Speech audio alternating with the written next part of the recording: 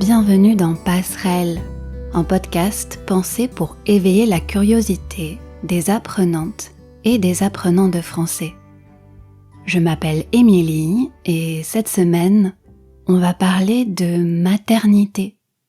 Ça fait longtemps que je tourne autour de l'idée de consacrer un épisode tout entier à ce sujet.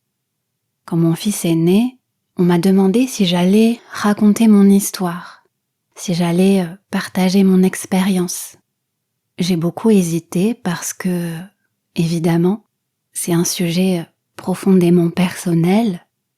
Et puis, il y a quelques semaines, j'ai lu un livre, un recueil d'essais, en fait, qui s'appelle « Être mère ». Il a été dirigé par une autrice que j'adore, Julia Kerninon. J'ai découvert son écriture à travers un roman qui s'appelle Liv Maria. Je vous en ai peut-être déjà parlé. L'expérience de la maternité, la complexité des vies de femmes, c'est des sujets qu'on retrouve souvent dans ses textes. Pour ce projet de recueil, elle a réuni 6 autrices autour d'une question. Qu'est-ce qu'elles auraient voulu savoir sur la maternité avant d'être mère? Ce dimanche, le 31 mai, c'est aussi la fête des mères en France. Donc c'est un peu le moment ou jamais de me pencher sur ce sujet. Dans cet épisode, je vais d'abord vous dire quelques mots sur ce recueil et surtout, je vais vous en lire un passage. Ensuite, je vais essayer de mettre des mots, moi aussi, sur mon histoire, sur ce que j'aurais voulu savoir avant de devenir mère. Et pour finir, on va élargir nos réflexions et on va parler d'apprentissage, parce que la maternité, c'est un apprentissage permanent, après tout.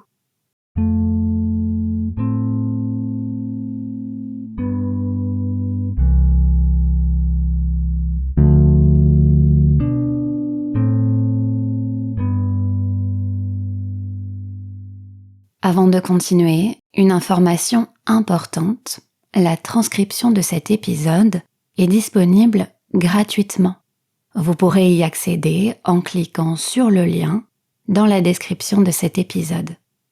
Et une petite digression pour vous rappeler que vous pouvez toujours précommander votre exemplaire des courriers du Baume au cœur. Les courriers, c'est une invitation à prendre un peu de temps pour vous, pour réfléchir à votre histoire avec l'apprentissage du français. Les rencontres, les histoires qu'on me raconte, les liens qui se créent, c'est ça qui me passionne dans mon métier. Les courriers, c'est un projet de correspondance écrite, un peu comme une première conversation, avec des questions pour vous guider dans vos réflexions. Je suis plus tout à fait maître de mon temps depuis la naissance de mon fils.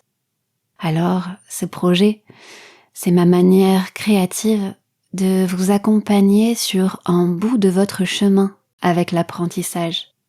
Pour en savoir plus sur les courriers du Baume au cœur, là aussi, je vous invite à cliquer sur le lien dans la description de cet épisode. Pour commencer, je vais donc vous dire quelques mots sur ce recueil, Être mère. Julia Kerninon, ce qu'elle a voulu faire avec ce livre, c'est réunir de vrais textes de littérature. C'est donner à la maternité sa place en littérature. Toutes ces femmes, elles racontent leur histoire avec singularité. Elles abordent cet exercice avec leur personnalité, leur style d'écriture et leur vécu de mère. En tant que lectrice, j'ai été touchée de différentes manières par chacun de ces textes. La transmission, c'est une notion qui me tient à cœur et elle est centrale dans ces histoires. Chacune de ces autrices, elles m'ont donné envie de continuer cette chaîne de paroles et de réfléchir moi aussi à mon histoire. Je crois qu'on gagnerait toutes et tous, qu'on soit une femme, un homme, qu'on ait des enfants ou pas, je crois qu'on gagnerait toutes et tous à explorer ces histoires pour mieux comprendre l'expérience de la maternité sous toutes ses formes. Je ne vais pas vous en dire plus sur ce recueil. Je vais laisser le texte parler. J'ai choisi de vous lire un passage du premier essai, un essai de Julia Kerninon. Dans son texte, elle écrit « Il y a 4 ans, j'ai accouché de mon 2e enfant. Une de mes meilleures amies était enceinte pour la première fois. Son bébé devait naître quelques mois après le mien. Entre les 2 naissances, nous avons parlé de la grossesse, de l'accouchement, du postpartum.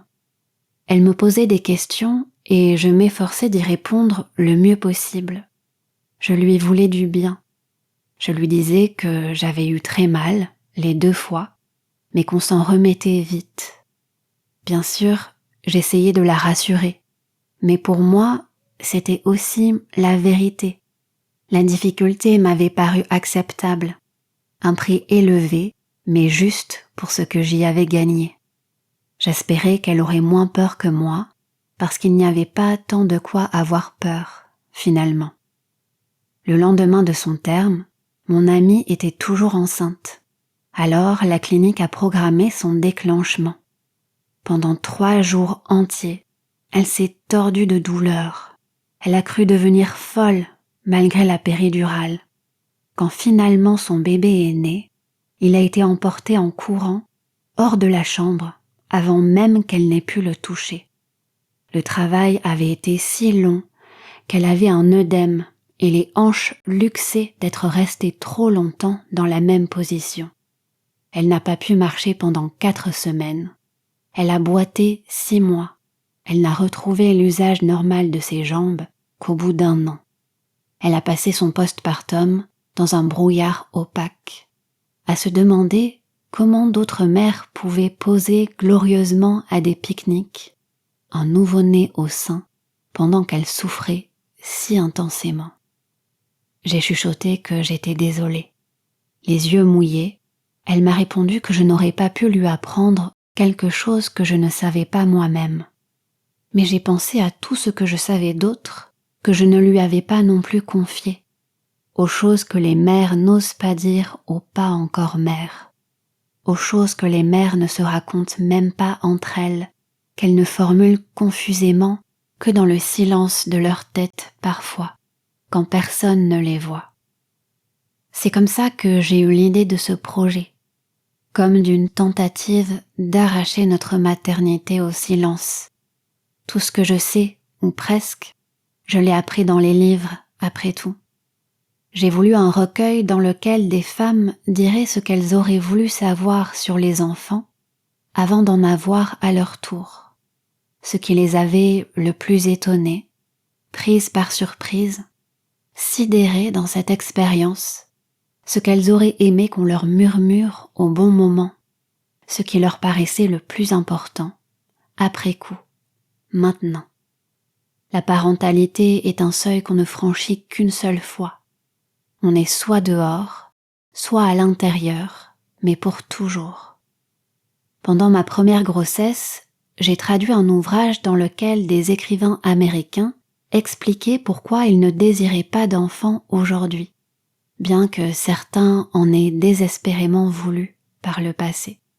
C'est un ouvrage absolument passionnant, qui dessine peut-être mieux qu'aucun manuel les contours que les bébés découpent dans une vie. Et j'avais aussi aimé l'idée de poser cette question à des écrivains, pour voir comment chacun l'abordait, non seulement à travers des faits différents, mais aussi au moyen d'un style qui n'appartenait qu'à eux. C'est pour ça que, à mon tour, j'ai voulu poser cette question à des mères qui étaient des autrices. Je ne voulais pas des témoignages, je voulais une galerie d'œuvres d'art sur la maternité. Je voulais la vérité maximale, mais je voulais également la langue, le rythme, ne pas avoir à choisir entre politique et poétique. J'ai trouvé 6 filles douées qui ont accepté de s'y pencher.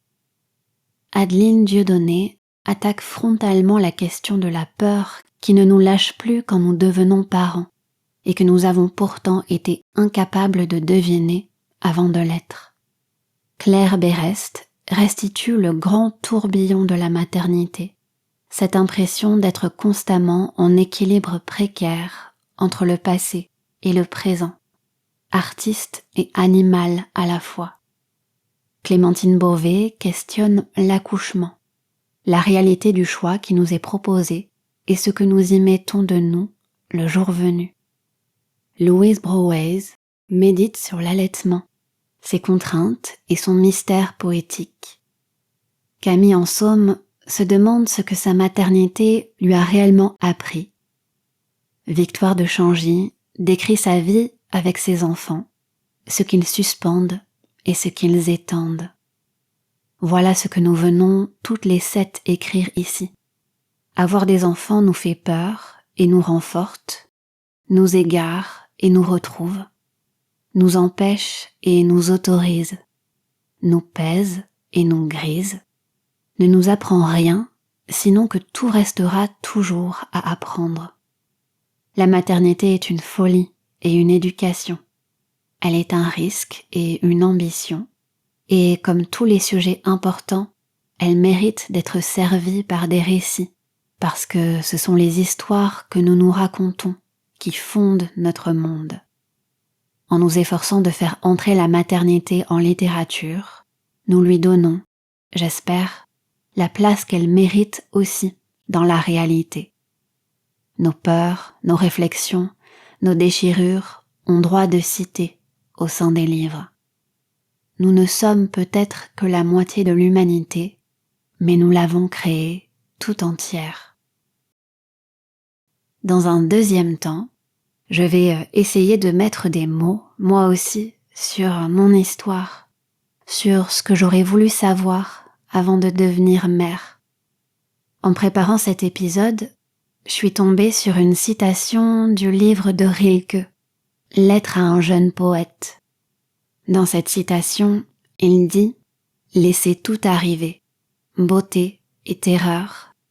Continuez, aucun sentiment n'est définitif. » C'est une manière de dire que tout passe. Des fois, j'aimerais avoir en face de moi la Émilie d'il y a 1 an. J'aimerais la prendre dans mes bras et lui dire que ça va aller. En 2025, j'ai eu besoin de disparaître, de mettre ce podcast en pause. Aussi parce que j'ai traversé des moments vraiment durs dans mon postpartum. Mon fils, que j'aime d'un amour infini, qui a un peu plus d'1 an et demi, ça fait pas si longtemps qu'il a commencé à bien dormir, à faire ses nuits, comme on dit en français. Et c'est ok, parce qu'il est encore tout petit. Mais c'est vrai que quand on est dans la situation, quand les nuits sont hachées, quand ton bébé se réveille un nombre incalculable de fois la nuit, parfois c'est pas évident de voir la lumière au bout du tunnel.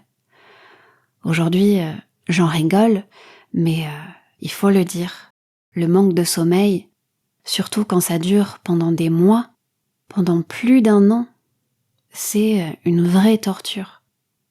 Est-ce que ça fait partie des choses que j'aurais voulu savoir avant ? Je sais pas.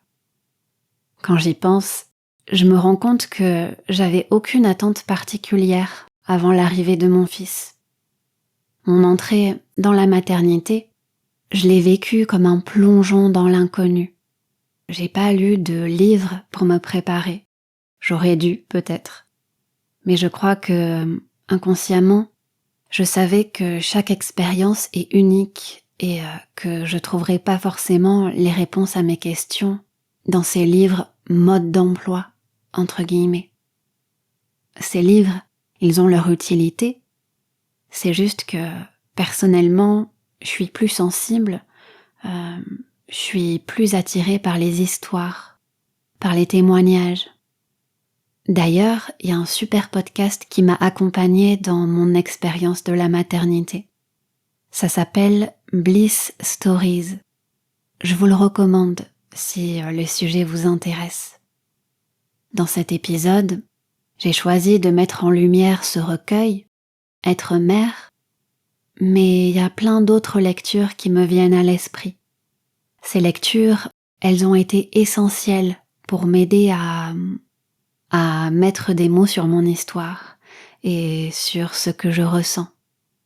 Je pense par exemple à La femme brouillon d'Amandine D ou à un autre texte de Julia Kerninon, un essai qui s'appelle Toucher la terre ferme. Si je devais choisir des mots pour décrire mon expérience de la maternité, je dirais que c'est à la fois une expérience folle, douce, merveilleuse et chaotique. Je trouve que ces mots, ils résument cette ambivalence, toutes ces émotions contradictoires qui nous traversent et qui peuvent coexister les unes avec les autres.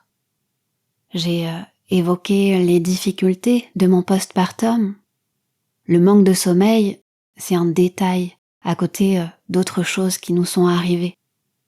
Il y a un peu plus d'1 an, il s'est passé un truc pas très chouette, on va dire. Au moment de commencer ce qu'on appelle en français la diversification alimentaire, mon fils avait pas encore 6 mois à l'époque. On s'est retrouvés aux urgences pédiatriques. En fait, il faisait un choc anaphylactique. C'est comme ça qu'on a découvert qu'il a des allergies alimentaires sévères. Je vais pas développer plus parce que c'est pas le sujet, mais voilà, c'est arrivé et c'est comme ça. Et aujourd'hui, ça va mieux et on apprend à vivre avec. Adeline Dieudonné, dans son essai, elle évoque la peur. La peur, la culpabilité aussi. C'est un mot qui fait écho en moi. Et en même temps, il y a d'autres mots qui apparaissent, comme émerveillement et beauté. Il y a quelque chose de merveilleux dans le fait de voir cette petite personne grandir jour après jour. Cette petite personne qui m'invite à regarder la vie avec des yeux d'enfant.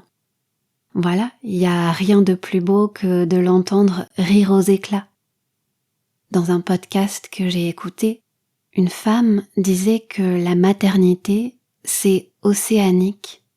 Et ce mot, j'aurais aimé l'entendre avant. Je la trouve magnifique, cette image de la maternité comme un océan, parfois calme, parfois agité.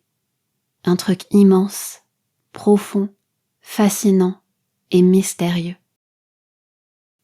Avec les quelques minutes qui nous restent, on va élargir nos réflexions en revenant à l'apprentissage. Je vais faire court pour cette partie, même si j'ai l'impression d'avoir effleuré ce sujet, d'avoir à peine touché la surface de cette vaste question de la maternité. Le but aujourd'hui, c'était de partager un bout de mon histoire avec vous, de partager aussi les mots qui m'ont accompagnée dans cette expérience. Je vais m'appuyer, encore une fois, sur une phrase qui m'inspire, une phrase de Marie Robert cette fois-ci. Dans un de ses livres, elle écrit « Éduquer ses enfants, ce n'est pas uniquement se mettre la pression et leur donner des règles pour l'avenir. C'est vivre avec eux le moment présent, dans la joie, en leur faisant confiance pour trouver leur chemin en temps voulu. » Cette citation, elle m'évoque l'expérience de la maternité, mais aussi celle de l'apprentissage. Elle fait écho à mon approche de l'apprentissage du français, une approche qui met la joie au centre, qui accepte que chacun et chacune, on a une histoire, un chemin qui nous appartient. L'apprentissage, comme la maternité, c'est une odyssée, un long voyage mouvementé, une aventure pleine de péripéties, d'événements extraordinaires. Alors je vous quitte en vous encourageant, encore une fois, à venir me raconter votre odyssée, votre histoire avec l'apprentissage du français.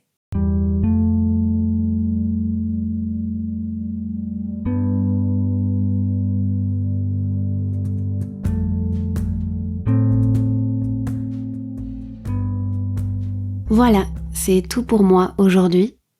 Merci d'avoir pris le temps d'écouter cet épisode. Comme d'habitude, je vous souhaite un bon week-end et je vous dis à très vite si tout va bien.